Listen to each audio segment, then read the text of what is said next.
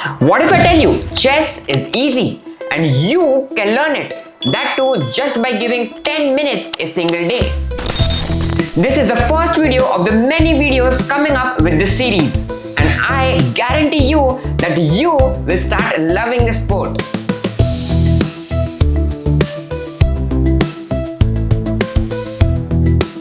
So hi, welcome to this video. I am Karan Parikh and have been playing chess since 7 years, and I will be your guide for this video. This video is going to cover the following topics: the chessboard, the chess pieces, objective of the game, and some special moves involved. So without any further delay, let's get started.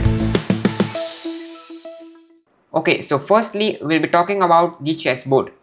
The chessboard is an 8x8 board consisting of 64 squares. There are two types of squares, namely the light squares and the dark squares. Another thing, that each vertical column on a chessboard is called a file, such as this file is known as the A file, this is known as the B file, and similarly this is known as the H file. Also, each horizontal row in a chessboard is known as a rank. For example, this is known as the first rank, this is the second rank, and similarly this is the 8th rank. This notation gives each and every square of a chessboard a unique identity of itself, and it is very important in the game of chess. Each square can be represented by a combination of the alphabet and the number. For example, the bottommost square right here you can see can be represented as A1. Let's say a random square, let's say this, can be represented as E4 because it is on the E file and on the 4th rank. So this notation becomes very important when you go deeper into the game, because this helps in your calculation as well as communicating with some other people. So this was about the chessboard. Another interesting thing to note is that to identify if you have set up the board correctly or not, you can just see that the bottom left square should be a dark square. So in this case, in your side, the A1 square should be a dark square, and for your opponent, the bottom left would be the H8 square. That should also be a dark square. So by this, you can tell that the board is set correctly. Okay, so this was about the chessboard. Now moving on to the chess pieces. On your screen right here, you can see there are 6 types of chess pieces, namely the pawn, the bishop, the knight, the rook, the queen, and the king. We'll come on to all of these pieces one by one. Each piece has a particular ability, or you can say a particular motive in the game. It has also some points given to each of them. So let's start with the smallest piece, that is the pawn. The pawn, there are 8 pawns each side in a chess game. The pawn can move 2 squares at the start of the game, and thereon it can just move 1 square. Let's say if I set up the chessboard, you can see here there are 8 pawns for white and for black as well.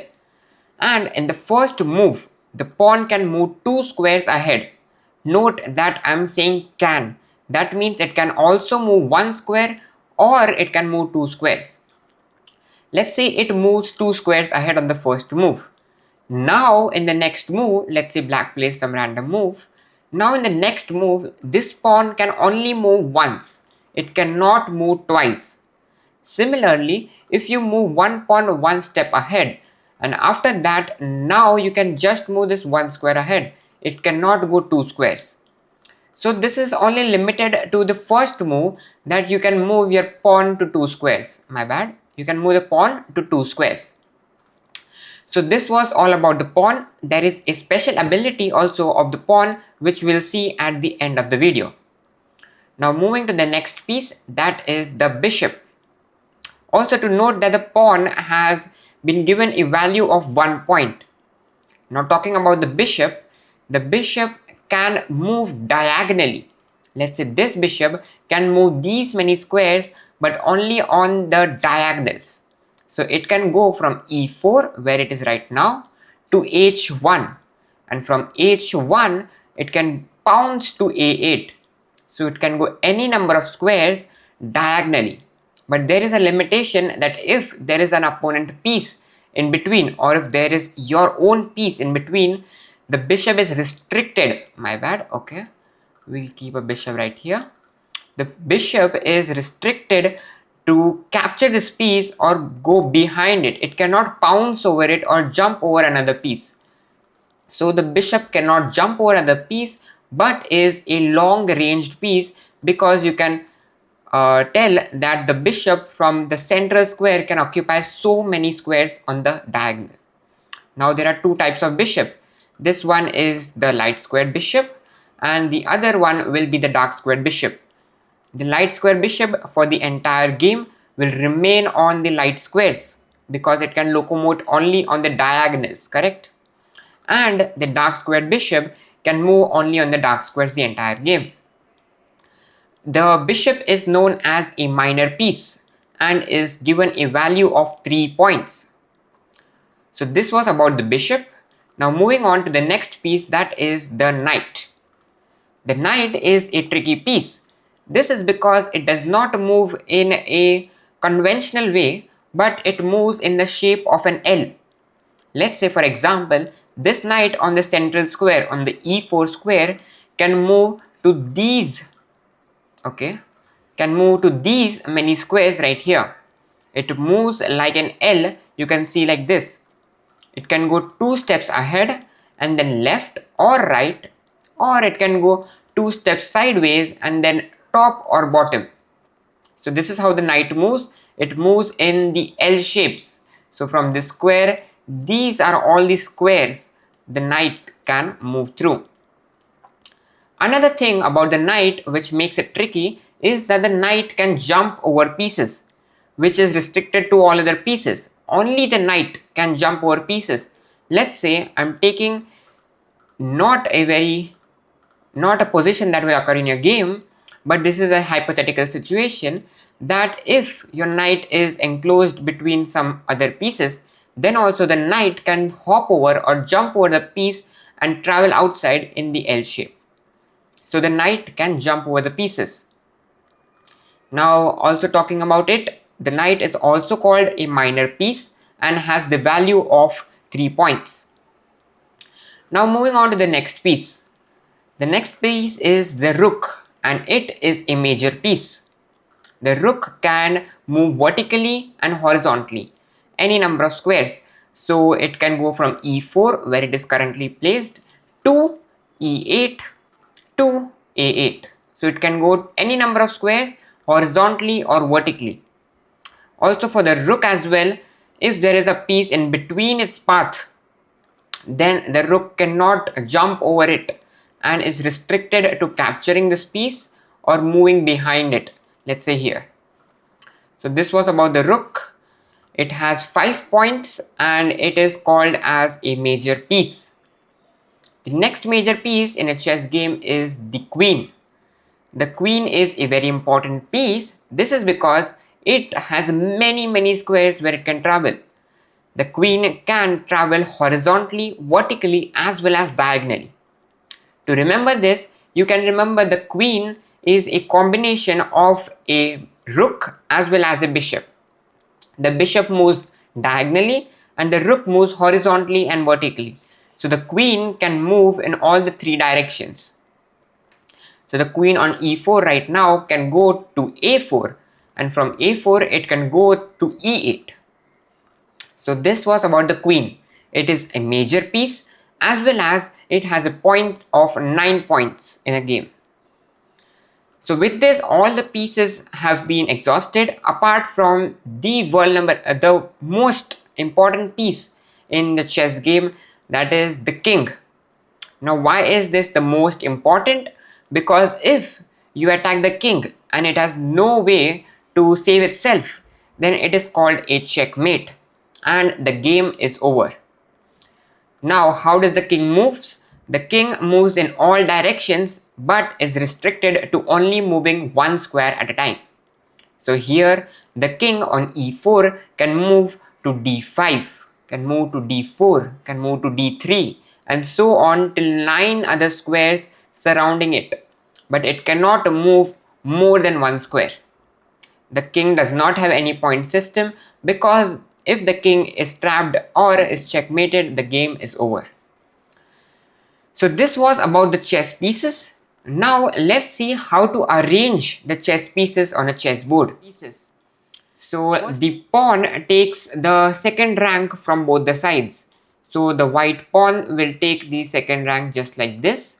And there are 8 pawns in a chess game, whereas the black pawn will take the 7th rank from this side, just like this. Now the next piece we are going to set is the rook. The rook will take the corner squares, that is the a1 and the h1 for white, and the black rook will take the a8 and the h8 squares. Next to the rook is the knight. The knight will take the b1 and the g1 square for white, and the b8 and the g8 square for black. Next to the knight we have the bishops, taking the c1 and f1 square for white, and the c8 and f8 square for black. Now we come on to the queen and the king.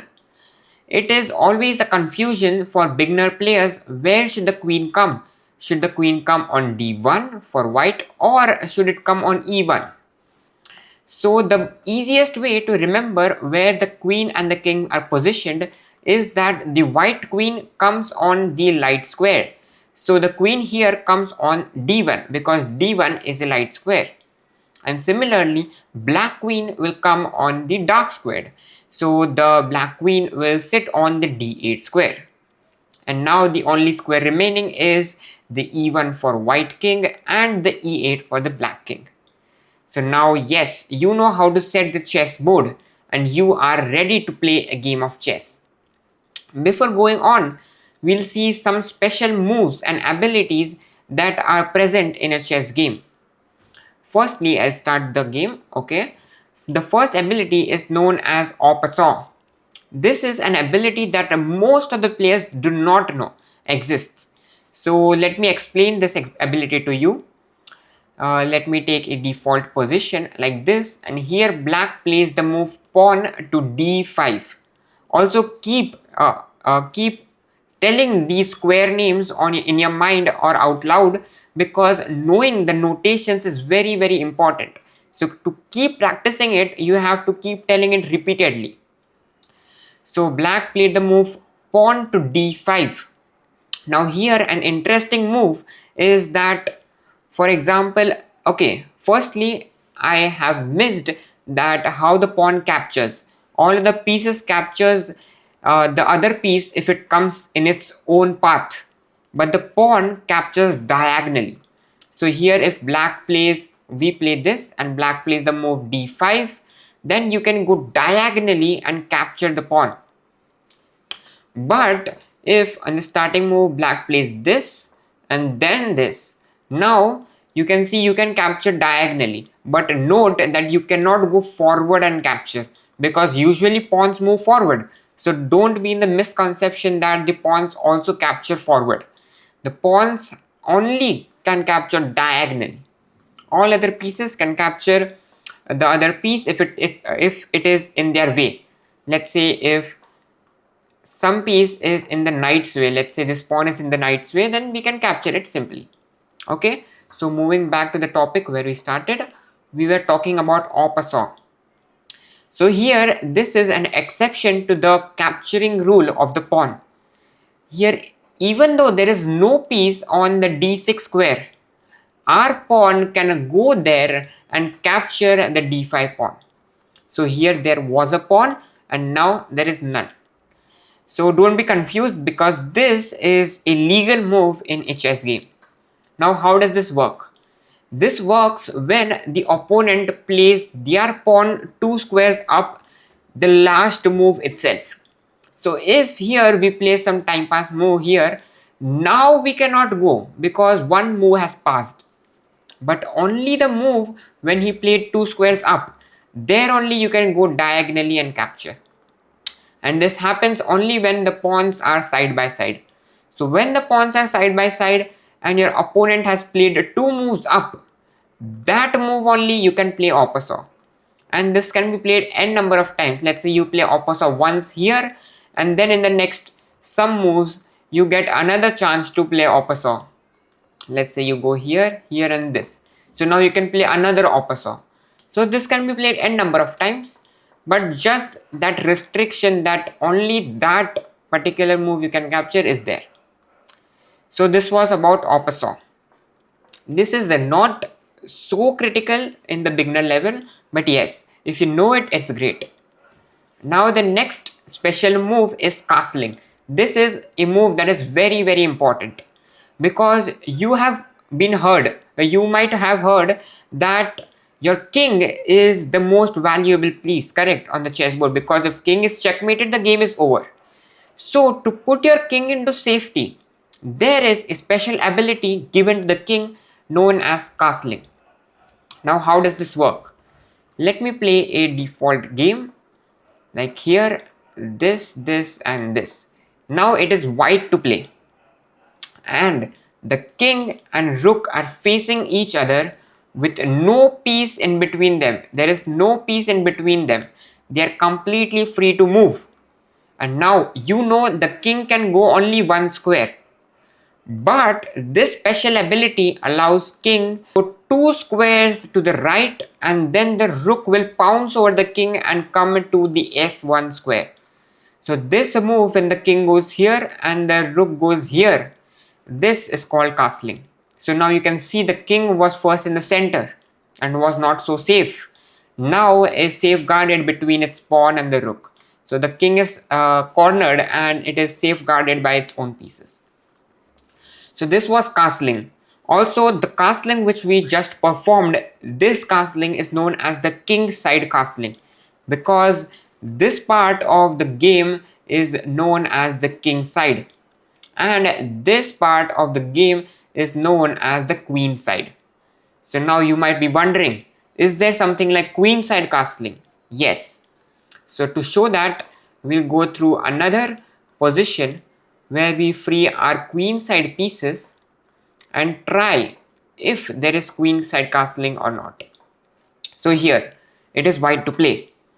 We can move the king only once, but there is no pieces in between, and the king and the rook are facing each other. Then yes, we can perform the castling. The king goes 2 squares to the left, and then the rook pounces over the king and comes to the right. So this is known as the queen side castling.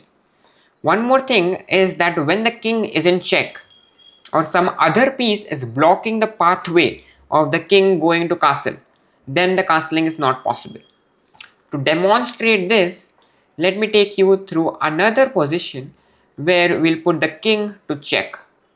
We'll go here, this and this. We are playing random moves, and now I give a check to the white king. Now in this case, you might be wondering, everything is free, the king is facing off each other, just like this, then castling is possible, but no. Under a check, castling cannot be done. So if you do castling, it will be an illegal move. So here you can't castle. Another position, if we go through, just like this. Now here also we cannot castle because this bishop is seeing the pathway of the castling. So when we castle, the king comes to c1, correct? And if the king comes to c1, what will happen? The bishop will kill it, correct? So castling is of course not possible in this case. So we have seen opposite and castling. The final special move is something also you may encounter in your game. This is known as pawn promotion. This is an ability given to the pawn when it reaches the last rank. To demonstrate it, I'll take a simple, very simple example where we just have one pawn. We play here, we go here, here, here, here, and now it's white to play. The pawn has reached the 7th rank, and the next move will go to the 8th rank. So when your pawn or the opponent pawn reaches the last rank from their side, in our case it is the 8th rank, then it can change or promote to any other piece, either minor piece or the major piece, and just like this it can convert itself. So you can see our pawn just converted into a queen. Note that there are some people who are confused between promotion. It is the ability of pawn and not any other piece. So let's say you have a rook, a pawn, a king, and another king right here. I load this, you play this, and now you can promote your pawn to a queen. But note, your rook or any other minor or major piece, if reaches the last rank, it does not promote. It remains as it is. It is only the ability of a pawn. Only the pawn can promote, not any other piece. So this was about the pawn promotion. So we saw three special abilities: Opposor, castling, and pawn promotion. The two major special abilities is castling and pawn promotion. Opposor, if you understand it, it is well and good, but not, then it might not be so important for beginning a chess thing. Okay. So yes, this was for today's video. I hope that I was able to explain you some basic concepts of chess and how to start playing chess. Yes, we learned about the chessboard, chess pieces, how does the chess pieces move, what is the motive of the game. The motive of the game is checkmate. Okay, if I'll elaborate on the motive of the game.